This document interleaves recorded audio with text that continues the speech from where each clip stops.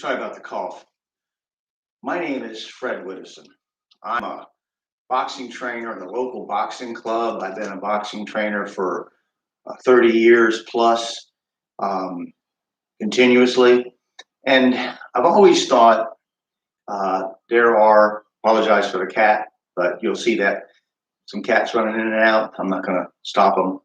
But um, for years, I've thought, there are a lot of people that might enjoy boxing, might enjoy practicing boxing, that aren't athletes, maybe wouldn't feel comfortable in the gym, would rather work out on their own.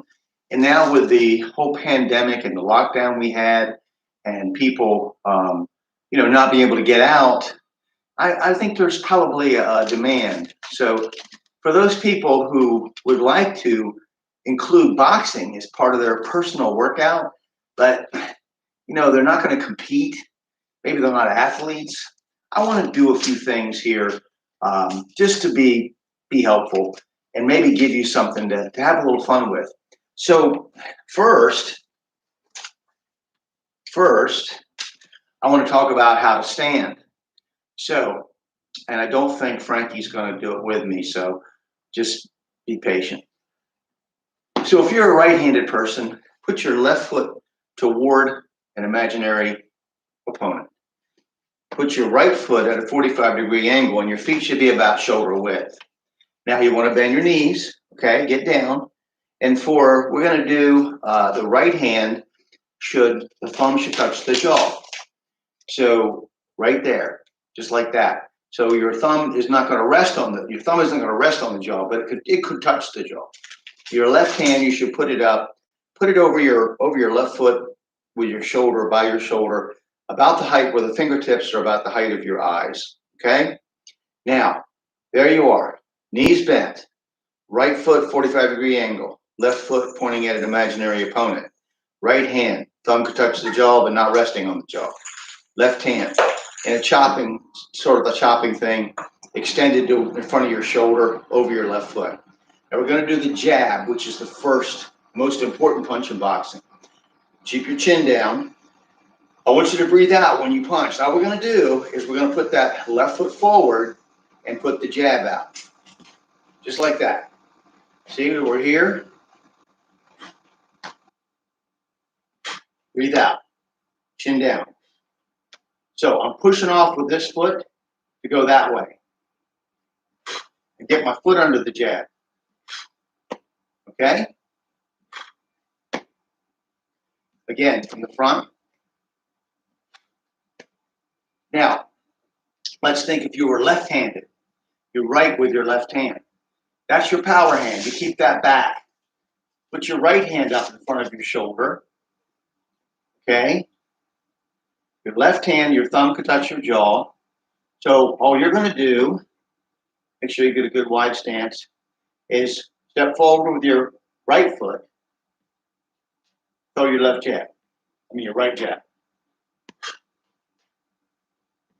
And I'll get like this. And here we go.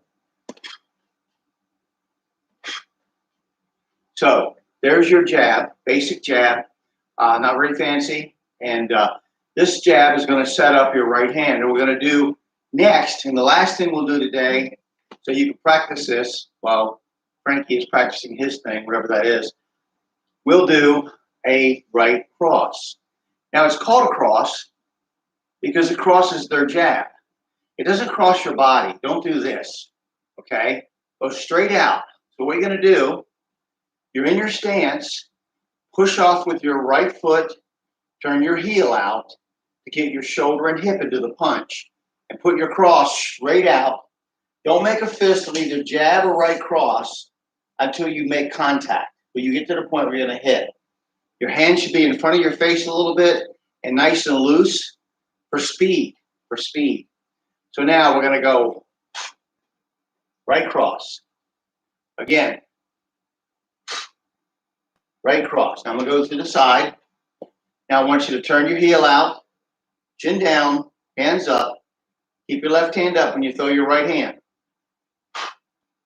Okay? And back. and back. Now, for you southpaws, left-handers, your right foot is forward, of course. So your weight's kind of to the rear, in the middle or to the rear. So I want you to throw straight out, breathe out.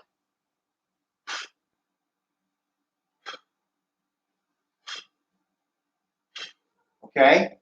So once again, for right-handers, you have your jab, you have your right cross. Now, you heard me say, if you were in my gym, you hear me say, sit down on your punch. The right cross makes your head's going to go down just a little bit because you're screwing yourself into the ground. Okay, for power. So what you don't want to do is you don't want to wind up with a cross like this on your toes, or your hands, your knees locked, or your head leaning beyond your foot. Your head should never go beyond your front foot. So we have the jab, we have the right cross. Chin down, hands up, feet shoulder width, get your foot under the jab, sit down on your right cross. Next time we're going to discuss the 1-2 punch and begin working on the left hook before we go to some defense, come back to offense, then footwork, stuff like that. So try to keep it simple. I hope you would practice this in your home, where I am, in my home, and make sure you loosen up.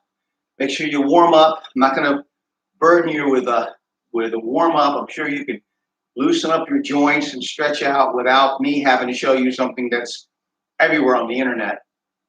And I hope you enjoy this. So have a good day. See you next time.